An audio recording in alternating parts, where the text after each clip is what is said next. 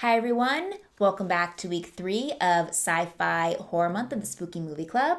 This week we watched the vampire space movie Lifeforce. I have lots of thoughts, so let's discuss.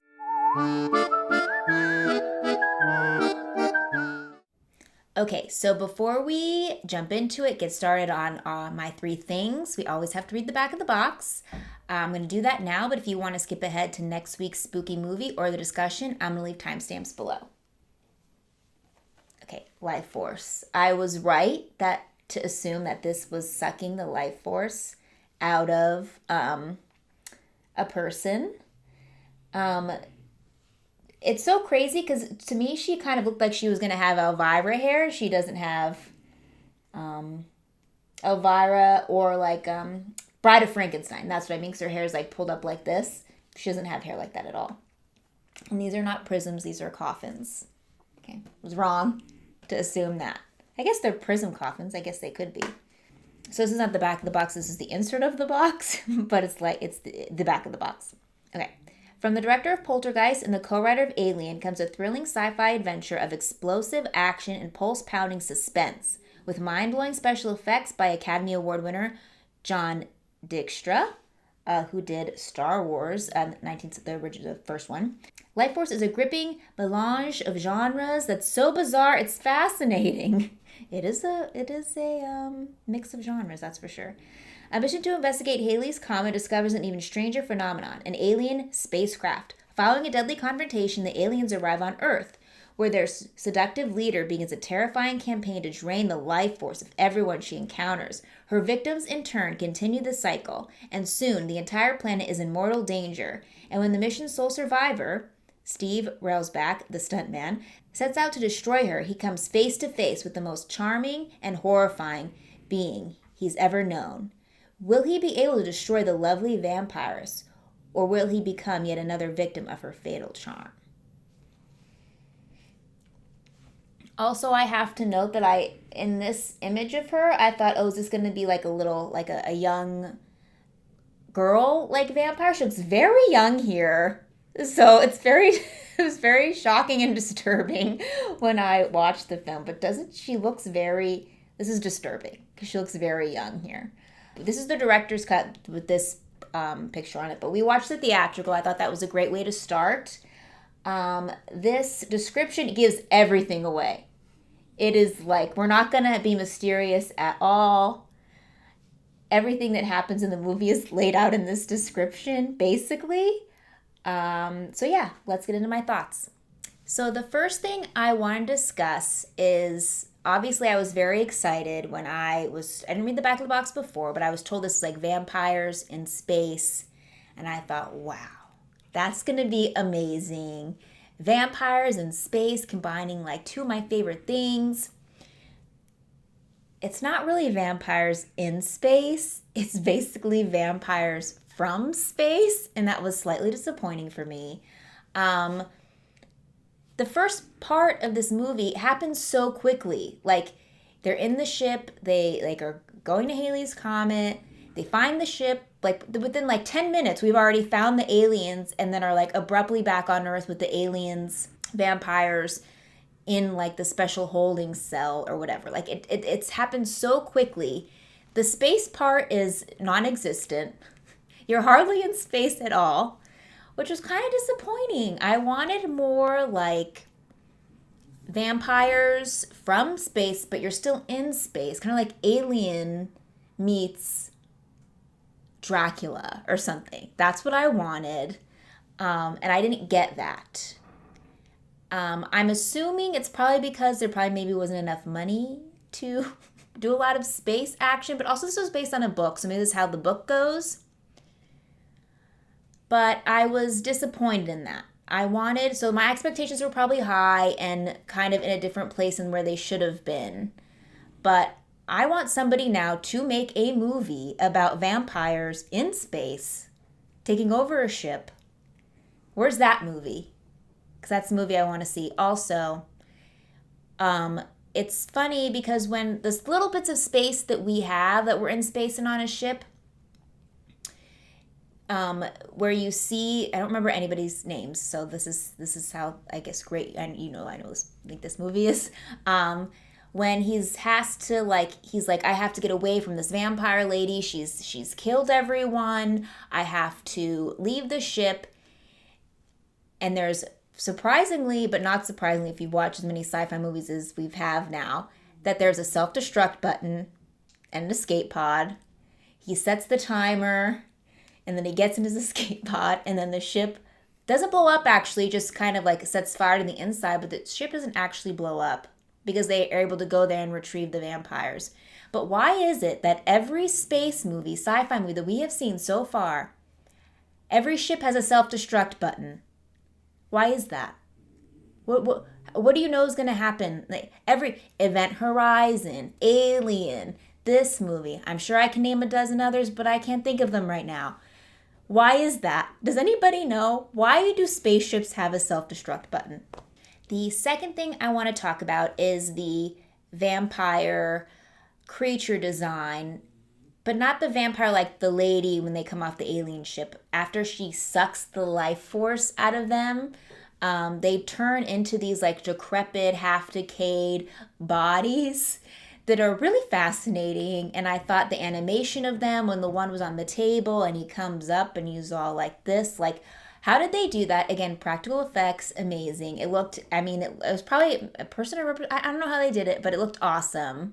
I loved their design a lot. I mean, that is just incredible. And it reminded me a lot of The Return of the Living Dead. I kept expecting this now turned vampire to go brains, because that design looked exactly how like the zombie design looked in The Return of the Living Dead.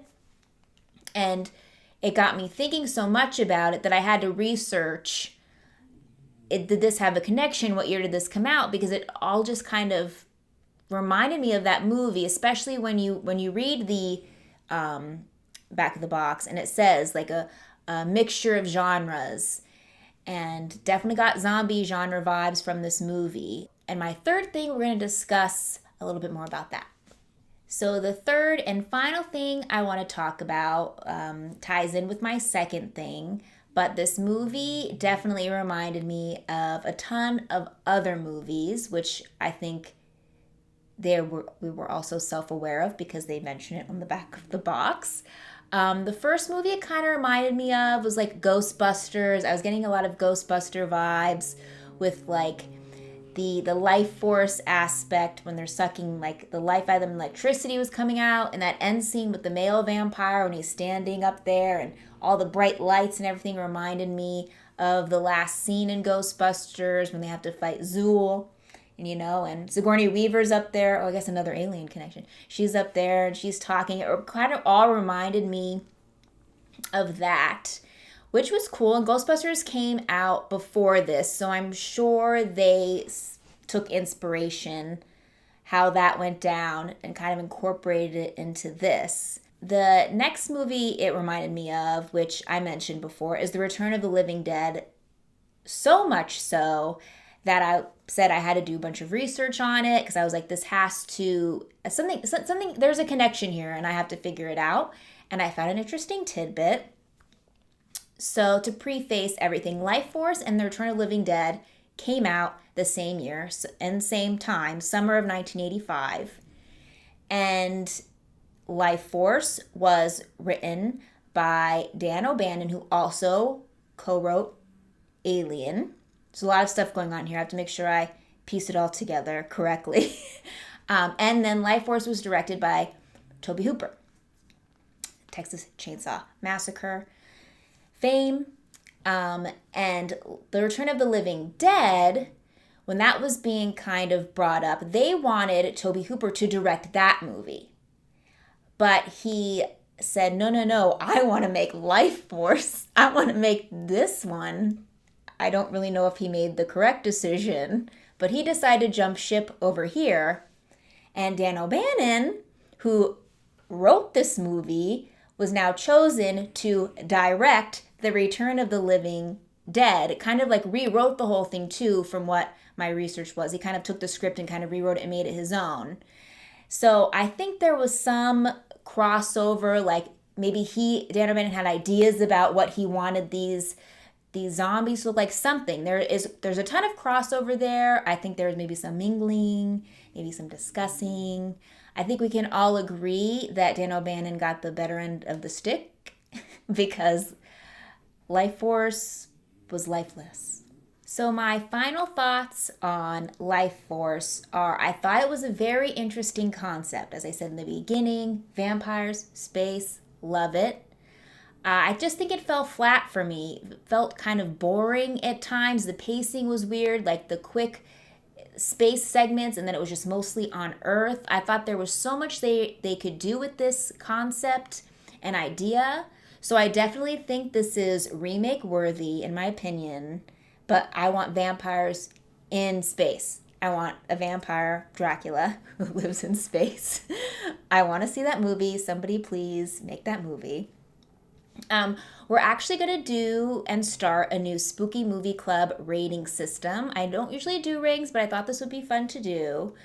And it is going to be how many rump Jasons out of 5 for a movie. So for me, I'm going to give Lifeforce 2 rump Jasons out of 5. It just felt kind of boring, kind of lackluster. The concept fell flat, but I thought it was a decent idea. So now that we have watched Lifeforce, let me know what you thought below. We are going to announce next week's spooky movie, and there are actually 5 Saturdays, I realized when I look at the calendar in May. So this isn't the last week.